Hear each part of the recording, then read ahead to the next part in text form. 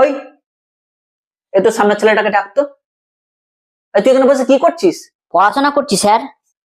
এটা পড়াশোনা করার জায়গা? হ্যাঁ, এই আমি কি করছি এখানে? টেবিলের উপর বসে পা দোলাচ্ছেন স্যার। তুই কি করছিস? এর পিছনে কাটি করছি স্যার। তুই কি করছিস? আপনার সাথে ইয়ার্কি মারছি স্যার। ও আমার সাথে আর কি মারছে? আমি এখানে টেবিলের উপর বসে আছি ঠ্যাং তুলে, ও তার পিছনে কাটি করছে, আর তুই এখানে বসে পড়াশোনা করছিস? বাবা মা এত খরচ করে এখানে পাঠিয়েছে কি পড়াশোনা করার জন্য? এবার তো আমার লজ্জা লাগছে, তুই পরীক্ষা ফার্স্ট হয়ে যাস। স্যার ওকে শাস্তি দিন। শাস্তি তোকে একটা দিতেই হবে। এই কান ছাড়া টেবিলের তলায় উঠে দাঁড়া।